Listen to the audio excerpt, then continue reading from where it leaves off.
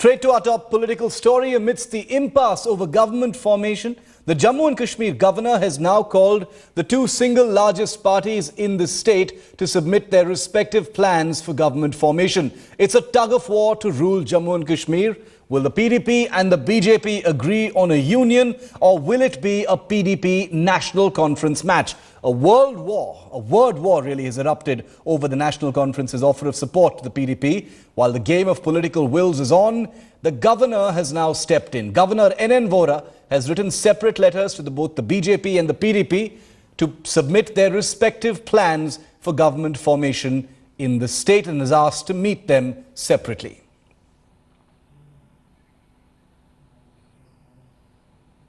Outgoing Chief Minister Omar Abdullah has accused the PDP of playing mind games with the BJP and clarified that his was a verbal offer of unconditional support to the PDP. Nothing has been provided in writing.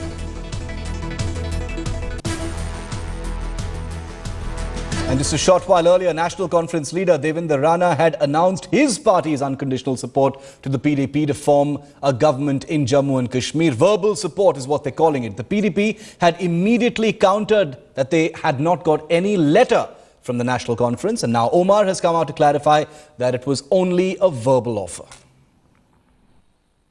For the last 3 days, there is no formation of government in the Jammu and Kashmir state, and we have with us Devendra Singh Rana. He is the provincial president of National Conference and a newly elected member of Legislative Assembly from the Nagrota Assembly Constituency. Mr. Rana, have you extended support to PDP chief Mufti Mohammad Sayyid for the formation of government? Since there is no formation of the government, BJP is giving some different versions.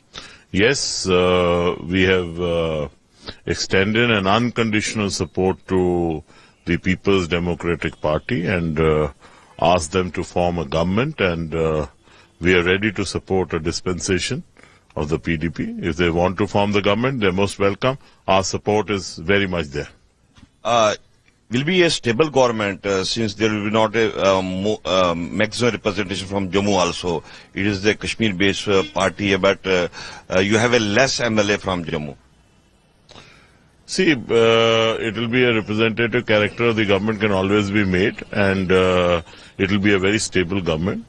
They are the single largest party. The onus lies on them to form the government, and we have extended support to facilitate that the mandate of the people is honored and they form the government. We will support the government.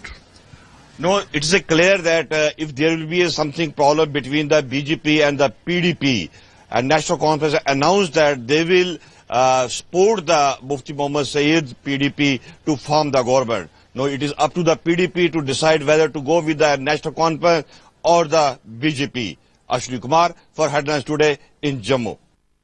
Well, despite 2 rounds of talks, the PDP and BJP are still fighting over the crucial Chief Minister's post. The PDP wants Mufti Mohammad Sayyid to be Chief Minister for the full 6-year term. The National Conference has refused to bow to the BJP's terms and tilted towards the PDP. But is this only just posturing? The Congress has also opened back-channel negotiations with the PDP. Who will win this Game of Thrones? Well, now let's tell you how the numbers are stacked up for each possible coalition in the 87-member Jammu and Kashmir Assembly. Formula 1, the BJP and the National Conference come together but fall short of 4 MLAs. They would need help from Sajjad Lone and 2 others just to make it to that magic number of 44. 3 independents have flatly refused to back the BJP. Formula 2 brings the BJP and the PDP together. Their combined strength would be 53, well and safely past the halfway mark, only they don't concur on the Chief Minister's post. Formula 3, if the PDP and Congress join forces, they will fall short of 4 MLAs and need help from independents and others to sail past that halfway mark. And this is how the numbers would add up if the PDP came together with the National Conference, with just the state parties coming together. Just 1 short of that halfway mark.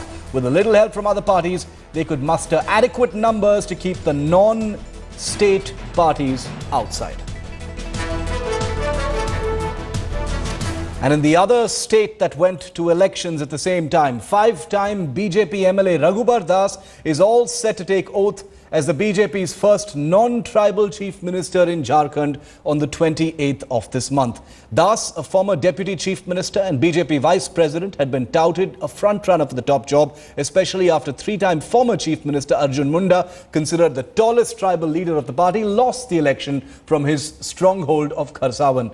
Das will take oath at 11 a.m. at the Birsa Munda ground in Ranchi on Sunday. BJP MLA Neelkant Munda or Shiv Shankar Urav are front-runners for the deputy chief minister's post. हमारे साथ रघुवर दास है, झारखंड के नए मुख्यमंत्री। रघुवर दास जी, मुबारकबाद। पहले बताइए क्या चैलेंजेस रहेंगे आपके सामने? नहीं, भारतीय जनता पार्टी चुनौती को अवसर के रूप में लेती है और इस राज्य में जो 3.25 करोड़ जनता है, सबके साथ मिलकर हम इस राज्य का सर्वांगीण विकास करेंगे। गैर आदिवासी मुख्यमंत्री आप बने हैं, लगेगा। भारतीय जनता पार्टी को जात वर्ग संप्रदाय की राजनीति नहीं करती। चयन प्रक्रिया में हमारे नीलकंठ मुंडा जी ने श्री रघुवर दास जी का नाम प्रस्तावित किया, जिसका समर्थन श्रीमान सरयू राय जी ने और श्री सीपी सिंह जी ने उसका समर्थन किया। उनके समर्थन के पश्चात सभी लोगों ने सर्वसम्मति से रघुवर दास जी को विधायक दल का नेता के रूप में उसको स्वीकार किया और विधायक दल का नेता बनाया। और उसके पश्चात हमने रघुवर दास जी को झारखंड के विधानसभा में विधायक दल के नेता के रूप में घोषित किया। It was an unwritten rule in the last 14 years that only an Adivasi would become the chief minister of Jharkhand. But now this time, with numbers on its side, BJP has now announced a non-Adivasi to become the next chief minister of the state, thereby bending the rules of the game as it has done in Haryana and Maharashtra. With camera person Deepak Kumar, this is Rohit Singh in Ranchi for Headlines Today.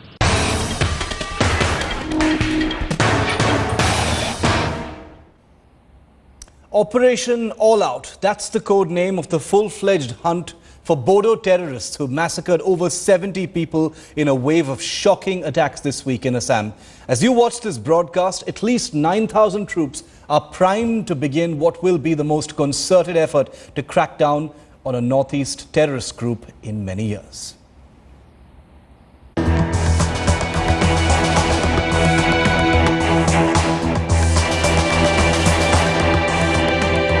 Shaken into action by one of the most brutal ethnic massacres in the state, the counter-offensive has begun in Assam.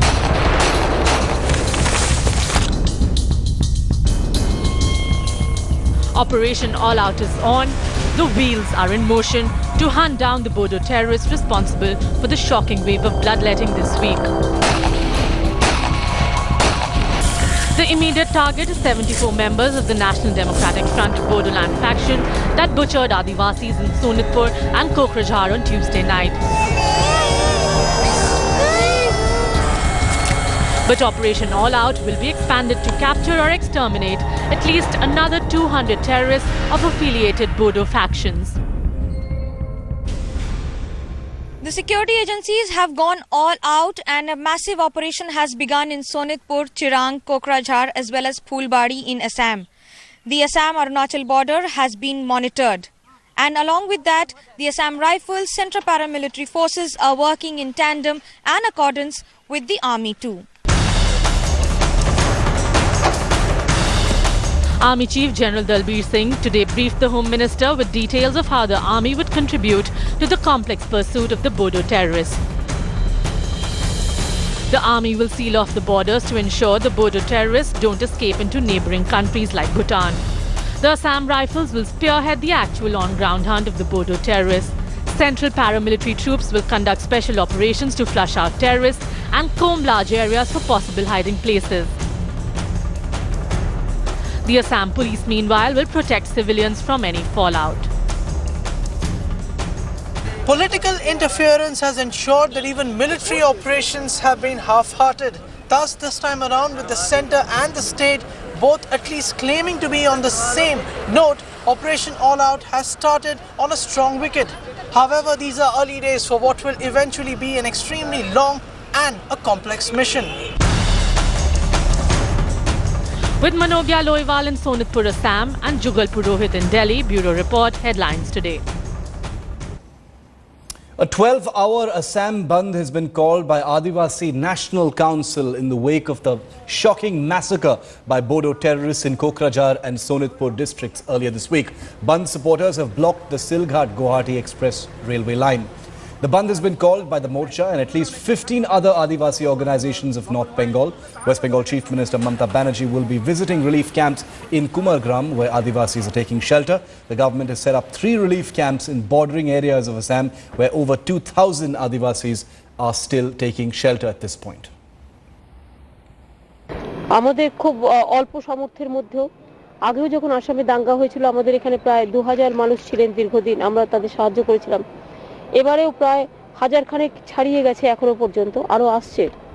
এবং সেক্ষেত্রে শীতকাল এবং অনেক দূরে জায়গাটা হওয়াতে নানা রকম সমস্যা তো আছে, কিন্তু তার সত্ত্বেও আমাদের আন্তরিকতার কোনো ত্রুটি নেই এবং প্রশাসন ইতিমধ্যে তাদের রাখার এবং যতটুকু সামান্য ব্যবস্থা করারও আমরা করতে পেরেছি। যা ঘটেছে কিন্তু নিন্দে করার কোনো ভাষা নেই, আর যারাই করে থাকুক এটাই মনে করি না কোনো রাজনৈতিক কোনো উগ্রপন্থীদের কাজও হওয়া উচিত। And don't miss the debate coming up at 8:30 right here on To The Point. The manhunt for Assam's butchers has begun. But could this be the biggest crackdown on Northeast terror? What are the challenges? What are the pitfalls? Could this be the beginning of the end of Northeast terror? Or will it be simply derailed by politics? That debate's coming up at 8:30 right here on To The Point. Punjab Revenue Minister Bikram Singh Majitiya was today subjected to more than 4 hours of questioning by the Enforcement Directorate. The agency is investigating money transaction in an alleged 6,000 crore rupee international drug racket. Majitiya reached the Enforcement Directorate office in Jalandhar at 11 a.m. today, where a criminal case has been launched under the Prevention of Money Laundering Act to probe this high-profile case. I was served the notice on the 19th of December and today is the 26th.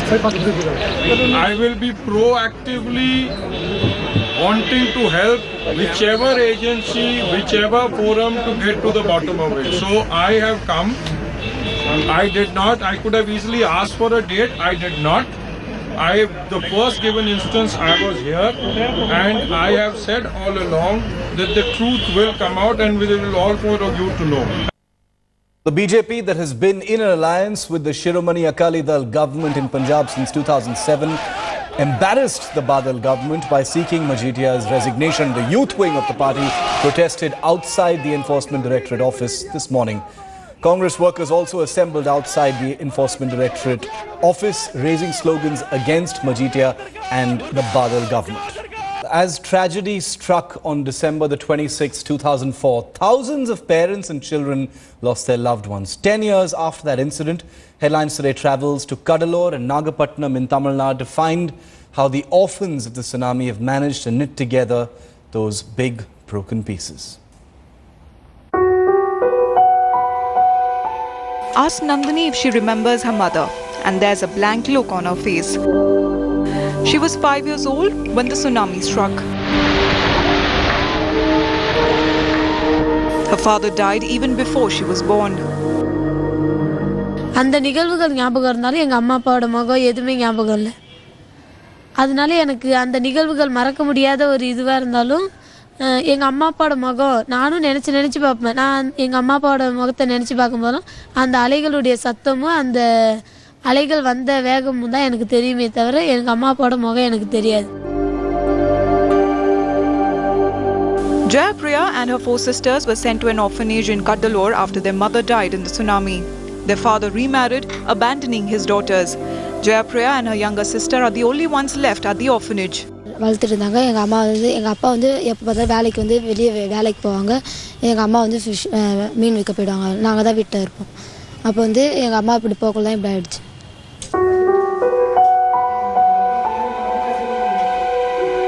The Tamil Nadu government gave people who lost their children an opportunity to become parents again.